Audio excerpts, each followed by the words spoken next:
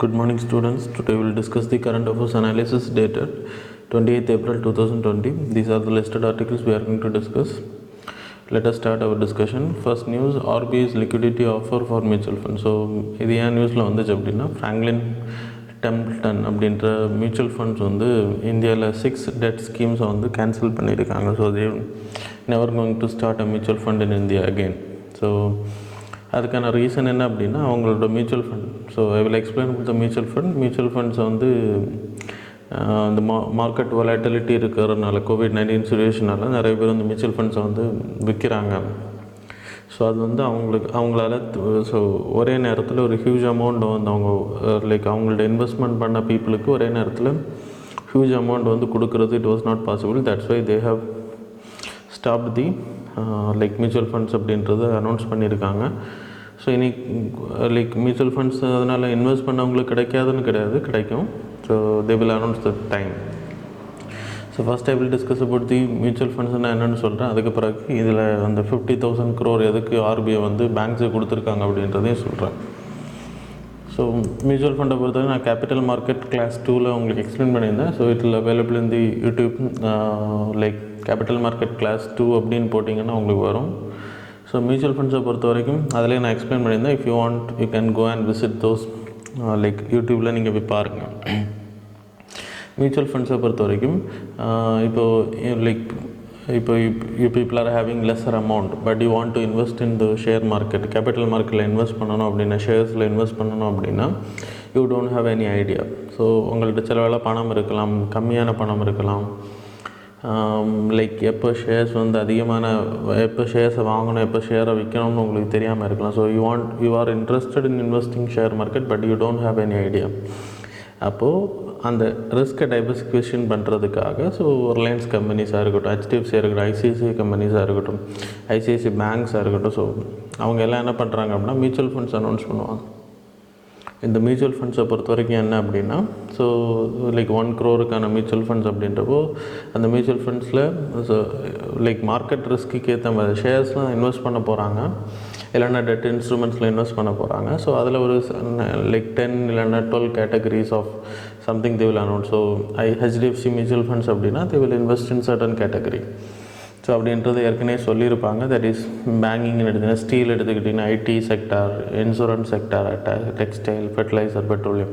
So இதில் வந்து பேங்கிங்கில் அவங்க எதுக்கான இன்வெஸ்ட் பண்ணலாம். ஸோ நீங்கள் இப்போ ஹெச்டிஎஃப்சியோட மியூச்சுவல் ஃபண்டை வாங்குறீங்க அப்படின்னா இந்த கேட்டகரி அடிப்படையில் ஹெச்டிஎஃப்சி மியூச்சுவல் ஃபண்டில் அவங்க சொல்லியிருக்காங்க அப்படின்னா பேங்கிங் கேட்டகரியில் தே கேன் இன்வெஸ்ட். ஆனால் அவங்க சொல்லுவாங்க பேங்கிங்கில் இன்வெஸ்ட் பண்ண போகிறோம், எந்த பேங்கில் இன்வெஸ்ட் பண்ண போகிறோம் அப்படின்றது அது அவங்களோட ப்ரையாரிட்டிவ் ரைட்ஸ்னு சொல்லலாம். பட் இன்வெஸ்ட் பண்ணுறவங்களும் அதை பண்ண முடியாது. அது மாதிரி ஸ்டீல் கம்பெனியில் they can select Tata, Birla etcetera what ever it is. அது மாதிரி ஐடி செக்டரில் இன்ஃபோசிஸ் அவங்க செலக்ட் பண்ணுறாங்கன்னு வச்சுக்கோங்க, இன்சூரன்ஸ் கம்பெனியில். ஸோ ஒவ்வொரு கேட்டகரியும் they can invest, they have the priority rights. ஆனால் இந்த மியூச்சுவல் ஃபண்டை பொறுத்த வரைக்கும் இந்த கேட்டகரிலாம் இன்வெஸ்ட் பண்ணுவோம் அப்படின்றத முதல்ல மியூச்சுவல் ஃபண்ட் செல் பண்ணுறதுக்கு முன்னாடி சொல்லியிருப்பாங்க. இப்போ இந்த மியூச்சுவல் ஃபண்டோட மொத்த வேல்யூ வந்து 10 crore வச்சுக்கோங்க. இதோட நெட் அசர்ட் வேல்யூன்னு பேர். இதை வந்து 10 lakh யூனிட்டாக பிரிச்சிருப்பாங்க. எக்ஸாம்பிளுக்கு நான் சொல்கிறேன். ஸோ 1 lakh யூனிட்டாக பிரிக்கலாம், 10 lakh யூனிட்டாக பிரிக்கிறாங்கன்னு வச்சுக்கோங்க. ஸோ ஒவ்வொரு யூனிட்டோட ரேட் வந்து 10 rupees. இப்போது a person want to invest in the mutual fund அப்படின்றப்போ ஸோ ஹெச்டிஎஃப்சி மியூச்சுவல் ஃபண்டுன்னு வச்சுக்கோங்க. இதில் 1000 rupees இன்வெஸ்ட் பண்ண போகிறாங்க அப்படின்னா ஹெச்டிஎஃப்சி மியூச்சுவல் ஃபண்ட்ஸ் என்ன பண்ணோம் அப்படின்னா அவங்களுக்கு 100 யூனிட்ஸை கொடுப்பாங்க. புரியுதா உங்களுக்கு? ஸோ 100 யூனிட்ஸை கொடுப்பாங்க. இப்போ 100 யூனிட்ஸை கொடுக்கும்போது 5 yearsக்கு அப்புறம் அவங்களோட மெச்சூரிட்டி டைம் பீரியட் 5 years இல்லைன்னா 10 years போகும்போது இட் இஸ் கோயிங் அதோட நெட் அசட் வேல்யூ வந்து 5 crore ஆகும்போது இவங்க முதல்ல இன்வெஸ்ட் பண்ண அந்த ஒரு யூனிட்டோட ரேட் வந்து 10 rupees அப்படின்னா இப்போ அதோட ரேட் வந்து 50 rupees மாறுது. So they will get the இப்போ அவங்க விற்கிறாங்க அப்படின்றப்போ தே வில் கெட் தி ஒரு 5,000 இன்வெஸ்ட் பண்ண இடத்துல 5,000 rupees கிடைக்கும். So that's a benefit of this mutual fund. அப்புறம் ரிஸ்க் வந்து டைவர்சிஃபை ஆகும். சப்போஸ் பேங்கிங் செக்டர் திவால் ஆச்சுன்னாலும் steel sector, IT sector, insurance செக்டரில் ஸோ ஹியூஜ் ரைஸ் இருந்துச்சு அப்படின்னா it will give the boost இல்லைனா உங்களுக்கு காம்பன்சேட் ஆகும், லாஸ் வந்து டைவர்சிஃபை ஆகும், ரிஸ்க் வந்து டைவர்சிஃபை ஆகுறதுனால பெரிய அளவு பாதிப்பு இருக்காது. ஸோ மியூச்சுவல் ஃபண்டை பொறுத்தவரை equity மீன்ஸ் ஷேர் ஹோல்டிங்கில் இன்வெஸ்ட் பண்ணுறது. Debt fund that is fixed bond மார்க்கெட்டில் மட்டும் இன்வெஸ்ட் பண்ணுவாங்க. equity டைப் நான் சொல்கிறேன், HDFC equity like mutual fund அப்படின்னா they will invest in the share market itself. Debt fund mutual fund அப்படின்றப்போ they will invest in the bond of like other companies like banking செக்டரில் இருக்கக்கூடிய debt ஃபண்ட்ஸை வாங்குவாங்க. டெட்னா பாண்ட்ஸை வாங்குவாங்க. So அது வந்து fixed rate. equity வந்து fixed கிடையாது. தென் பேலன்ஸ் ஃபண்ட் அப்படின்னா ரெண்டுலேயுமே இன்வெஸ்ட் பண்ணுவாங்க. So these are the varieties of mutual funds in India. So people got it now.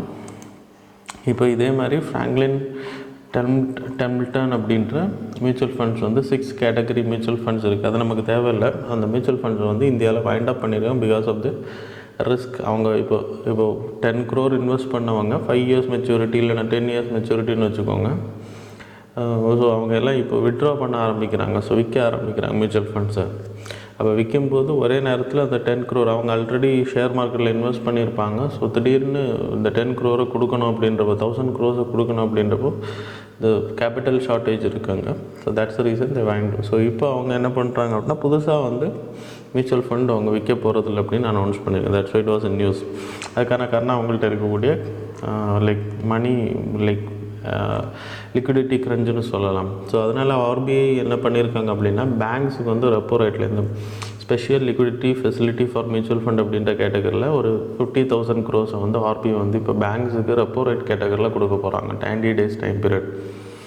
So இந்த பேங்க்ஸ் என்ன பண்ணுவோம் அப்படின்னா இது ஆர்பிஐ கிட்டேருந்து 50,000 crore வாங்குவாங்க. வாங்கி என்ன பண்ணுவாங்க அப்படின்னா இந்த லைக் ஃப்ராங்க்லின் டெம்பிள்டன் அதே மாதிரி HDFC ரிலையன்ஸ் இண்டஸ்ட்ரீஸோட மியூச்சுவல் ஃபண்ட்ஸுக்கு கடன் கொடுப்பாங்க. கடன் எப்படி கொடுப்பாங்க அப்படின்னா CD paper, certificate deposit, commercial பேப்பர்ஸை பர்ச்சேஸ் பண்ணுவாங்க, கார்ப்பரேட் பாண்ட்ஸை வாங்குவாங்க. அதன் மூலமாக இவங்களுக்கு பணம் போகும். ஸோ இந்த மாதிரி கிரைசிஸ் வரும்போது இப்போ அவங்க கஸ்டமர்ஸுக்கு வந்து பணத்தை கொடுக்க முடியும். ஸோ அதன் மூலமாக அவங்களோட லைக் கிரெடிட் வர்த்தி வந்து நம்பிக்கை மக்களுக்கு இந்த மியூச்சுவல் ஃபண்ட்ஸ் மேலே இருக்கக்கூடிய நம்பிக்கை அதிகமாகும். அதன் மூலமாக இன்னும் ஃப்யூச்சரில் மியூச்சுவல் ஃபண்ட்ஸ் அதிகமாக செல் ஆகிறதுக்கான வாய்ப்பு இருக்குது. That's why it was in news.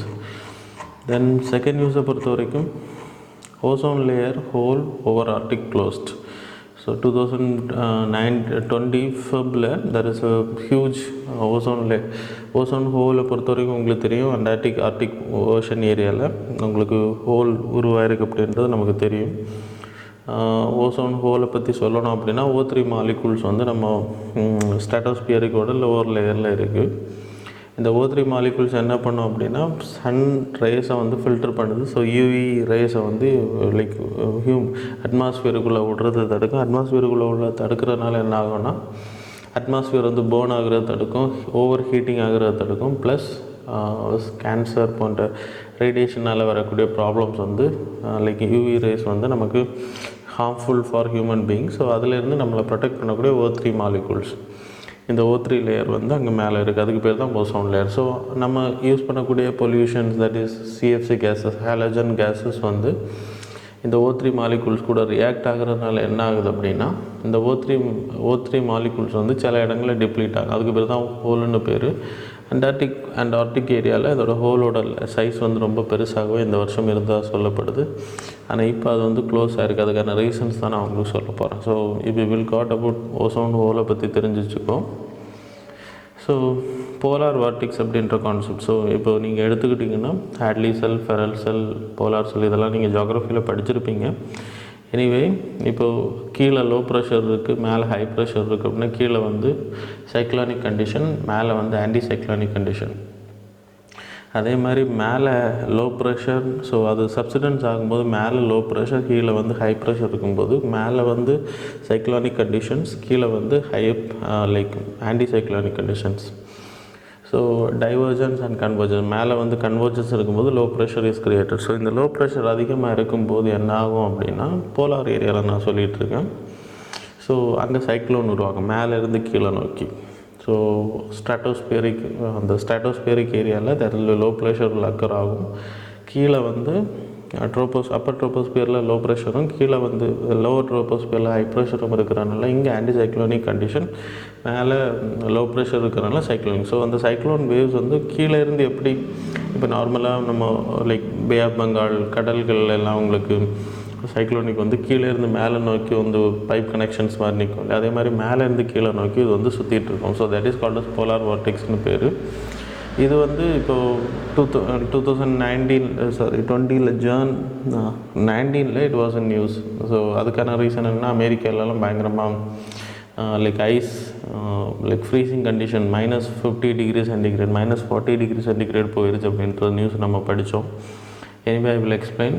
So இந்த போலார் வார்டிக்ஸ் வந்து ஆர்டிக் ஏரியா மேலே இல்லை அண்டார்டிக் போலுக்கு மேலே இப்படி நிற்கும்.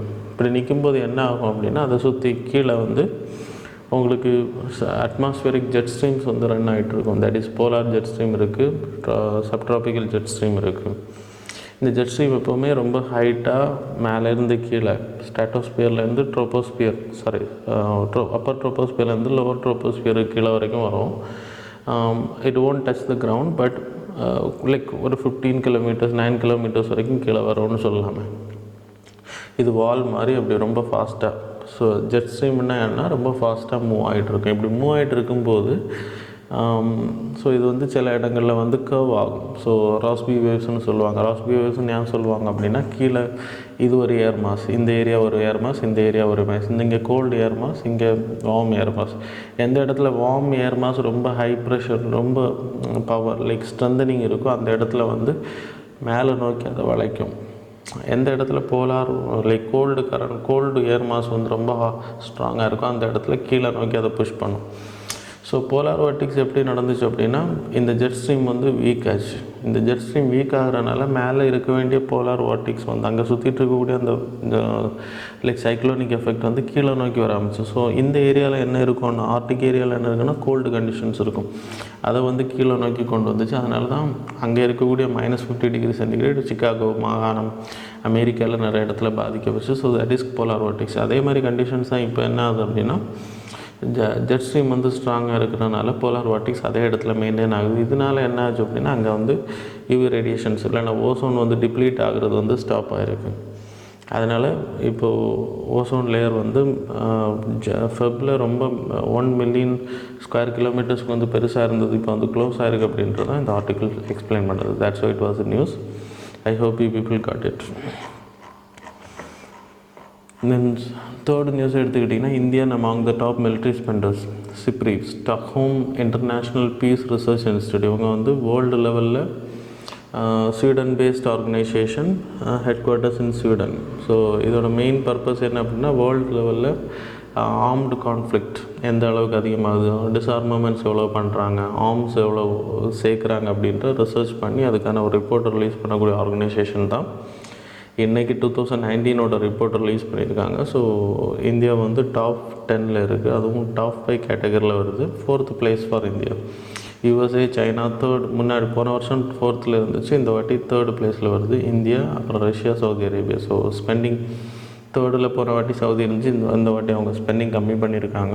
So we are the top. அதுக்கான ரீசன் நமக்கு பக்கத்தில் இருக்கக்கூடிய பாகிஸ்தான் அண்ட் சைனாவோட ப்ரெஷர்ஸ் மிலிட்ரி ஸ்பெண்டிங் அதிகமாக இருக்குன்னு நம்ம ஸ்பெண்ட் பண்ணி தான் ஆகணும். So anyway Stockholm International Peace Research இன்ஸ்டியூட்டை பற்றி நான் சொன்னேன் உங்களுக்கு. ஸ்டாக்ஹோமில் இருக்குது, ஸ்வீடன். ஸோ இவங்களோட மெயின் பர்பஸ் என்ன அப்படின்னா ரிசர்ச் பண்ணிட்டு கான்ஃப்ளிக்ட் ஆர்மமெண்ட்ஸ் மூலமாக கான்ஃப்ளிக்ட் எவ்வளோ அதிகமாக, ஆர்ம்ஸ் கண்ட்ரோல் எவ்வளோ பண்ணுறாங்க, டிஸ்ஆர்மமெண்ட் எவ்வளோ பண்ணுறாங்க, அதுக்கான ரிப்போர்ட்ஸை கொடுப்பாங்க. தென் 4th நியூஸ் வந்து பிரகிருதி அப்படின்றது IIT டெல்லி அந்த ஸ்டூடெண்ட்ஸ் தான் வெப் பேஸ்ட் டேஷ்போர்ட் ரிலீஸ் பண்ணியிருக்காங்க. இதை பொறுத்த வரைக்கும் இதோட அக்ரோனிம் என்ன அப்படின்னா prediction assessment of corona infection transmission in India. So state wise report weekly wise இது அப்டேட் பண்ணுவாங்க. ஸ்ட்ரெயின்ஸ் எந்த அளவுக்கு சேஞ்ச் ஆகுது, அதோட அட்டாக் எவ்வளோ, எந்த இடத்துல ரொம்ப அதிகமாக இருக்குது அப்படின்றத இந்த டேஷ்போர்டில் ரெஃபர் பண்ணுவாங்க. ஸோ அதுக்கு அவங்க யூஸ் பண்ணக்கூடியது R0 வேல்யூஸ் அப்படின்றது.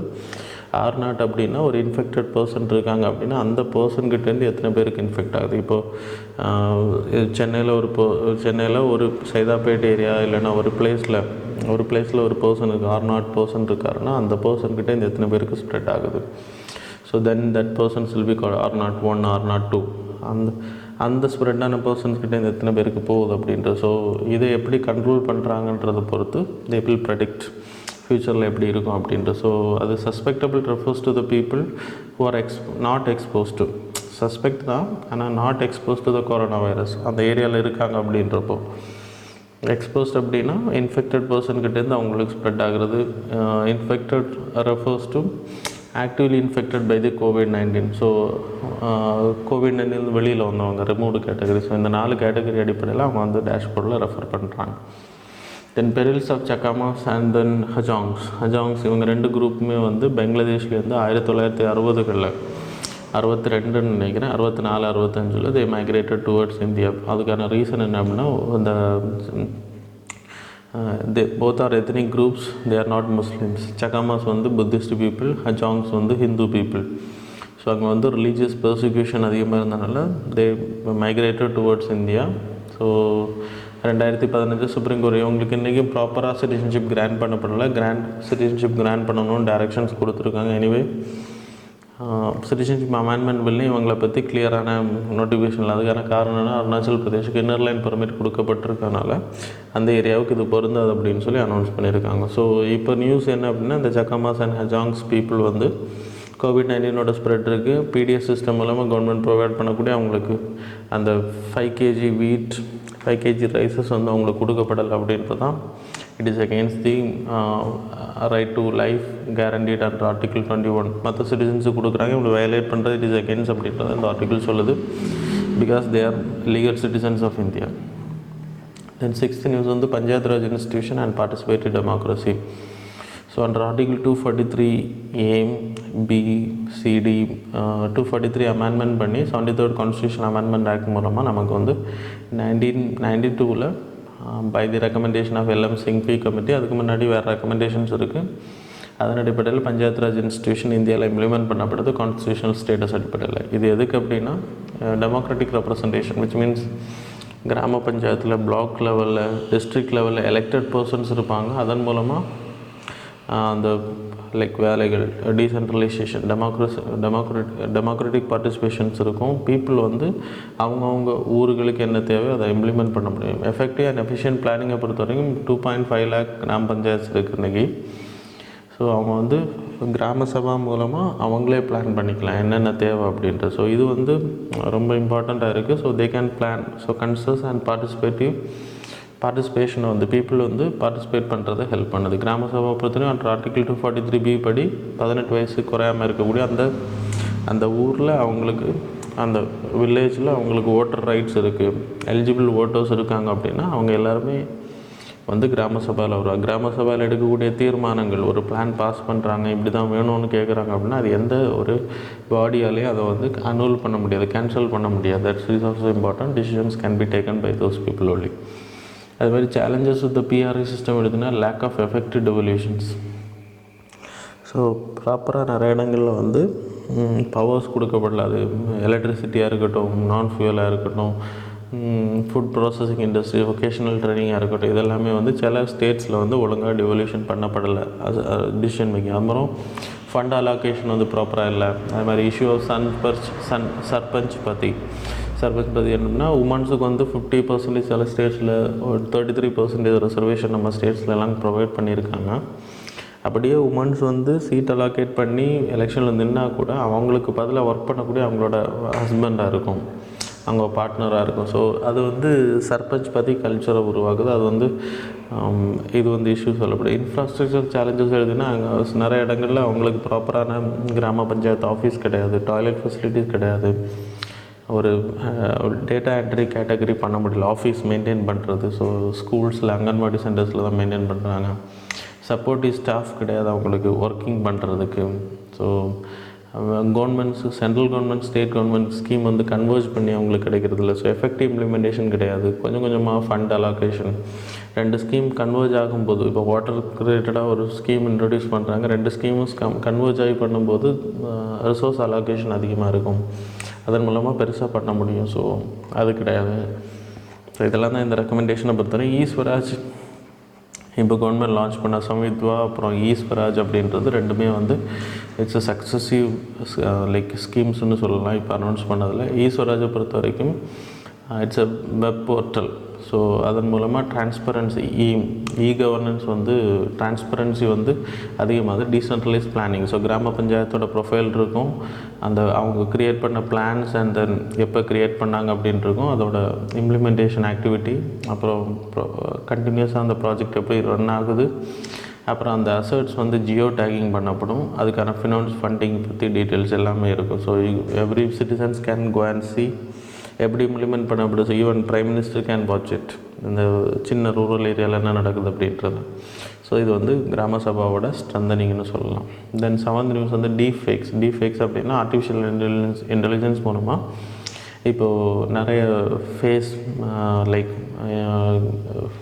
ஃபேஸை சேஞ்ச் பண்ணுறது, விச் மீன்ஸ் ஆர்டிஃபிஷியல் இன்டெலிஜென்ஸ் மூலமாக லைக் பான் வெப்சைட்ஸில் இருக்கிற லைக் பான் சைட்ஸில் இருக்கக்கூடிய நியூடு ஃபோட்டோஸ் கூட நார்மல் பீப்புளோட ஃபோட்டோஸை வந்து மேட்ச் பண்ணுறது, பான் வீடியோஸ் கூட மேட்ச் பண்ணுறது. ஸோ அது வந்து இன்றைக்கி ஆர்டிஃபிஷியல் இன்டெலிஜென்ஸ் மூலமாக பண்ண முடியாது. ஸோ அதை கண்டுபிடிக்கிறது ரொம்ப கஷ்டம். பிகாஸ் நீங்கள் போடக்கூடிய வீடியோஸ், நீங்கள் போடக்கூடிய டிக்டாக்ல இருக்கட்டும், ஃபேஸ்புக்கில் இருக்கட்டும், வாட்ஸ்அப்பில் இருக்கட்டும், நீங்கள் பண்ணக்கூடிய வீடியோஸ் மூலமாக உங்களோட ஃபேஷியல் ரியாக்ஷன்ஸ், உங்களோட நீங்கள் எப்படி பிஹேவ் பண்ணுறீங்க, உங்களோட லைக் மூமெண்ட்ஸ் எல்லாத்தையுமே ஆர்டிஃபிஷியல் இன்டெலிஜென்ஸ் மூலமாக அப்படியே வந்து பான் வெப்சைட்ஸில் இருக்கக்கூடிய வீடியோஸ் கூட கன்வெர்ட் பண்ணிடுவாங்க. அப்போ ஆட்டோமேட்டிக்காக இட் வில் பி 100%, 99% வந்து ரியாலிட்டியாக தெரியும். ஸோ இது இந்த பர்சன் தான் அப்படின்றது. ஸோ ஆனால் அது வந்து ஆக்சுவலாக அது வந்து ரிலேட்டட் கிடையாது. ஸோ அது வந்து அதுக்கு பேர் தான் டீப் ஃபேக்ஸ்னு பேர். அது 2017 முதல் தடவை ஆர்டிஃபிஷியல் இன்டெலிஜென்ஸ் மூலமாக பண்ணப்பட்டிருக்கு. அது இன்றைக்கி அதிகமாக இருக்குதுன்னு சொல்லப்படுது. ஸோ அதுக்கு ப்ரொடெக்ட் பண்ணுறதுக்கு உங்களோட சோஷியல் மீடியாவில் உங்களோட ஆக்டிவேஷன் வந்து ப்ராப்பராக இருக்கணும். எஃபெக்டிவ் பர்சன்ஸ் கூட, ஜென்யூன் பர்சன்ஸ் கூட தான் நீங்கள் வந்து வீடியோ காலிங் பண்ணுறதா இருக்கட்டும். ஸோ ஸ்ட்ரிக்டாக நீங்கள் மெயின்டைன் பண்ணணும். உங்களோட ப்ரைவசியை நீங்கள் தான் பார்த்துக்கணும். உங்களோட ப்ரொஃபைல்ஸ் யாரெல்லாம் டவுன்லோட் பண்ணுறாங்க அப்படின்றத நீங்கள் தெரிஞ்சுக்கணும். ஸோ இது எல்லாமே நீங்கள் வந்து ப்ராப்பராக மெயின்டைன் பண்ணணும் அப்படின்றது கவர்மெண்ட்டோட ரெக்கமெண்டேஷன்ஸ். அண்ட் தென் ஃபிஷிங்கை பொறுத்த வரைக்கும், ஸோ இந்த கான்செப்டை பொறுத்த வரைக்கும் என்ன அப்படின்னா, உங்களுக்கு மெயில் லைக் மெசேஜிங் வரும், அதில் நீங்கள் லிங்க் இருக்கும் உங்கள் பேங்க்லேருந்து வந்த மாதிரி. ஸோ ரியல் வெப்சைட்லேருந்து வந்த மாதிரி தான் இருக்கும். ஸோ நீங்கள் கிளிக் பண்ணி போனீங்கன்னா அது ரியல் வெப்சைட் ஓப்பன் பண்ணுற மாதிரி தான் ஓப்பன் ஆகும். பட் இட் இஸ் ஃபேக்காக இருக்கும். அதில் நீங்கள் லாகின், நேம், பாஸ்வேர்டெல்லாம் என்ட்ரு ஆனோடனே உங்களோட ஆட்டோமேட்டிக் அக்கௌண்ட் ஆக்டிவேட் ஆகி அதில் இருக்கக்கூடிய பணங்கள் எல்லாம் எடுக்கிறதுக்கான வாய்ப்புகள் அதிகமாக இருக்குது. ஸோ கேட்ஃபிஷை பொறுத்தவரைக்கும் உங்களோட லைக் ப்ரொஃபைல்ஸை யூஸ் பண்ணி, ஸோ ஆன்லைன் ப்ரொஃபைல்ஸ் மூலமாக லைக் ரொமான்டிக் ரிலேஷன்ஷிப்பை உருவாக்குறது. ஸோ அது நார்மலாக எல்லா இடமும் நடந்துட்டு தான் இருக்குது. அது பீப்புள் நோ தட். ஸோ இந்த மாதிரியான விஷயங்கள் தடுக்கப்படுறது. உங்களோட சோஷியல் மீடியா ஆக்டிவேஷன் வந்து privacy, security have to be maintain. அதை நீங்கள் தான் பார்த்துக்கணும், உங்களோட security. So thanks a lot for வாட்சிங். That's all about today's.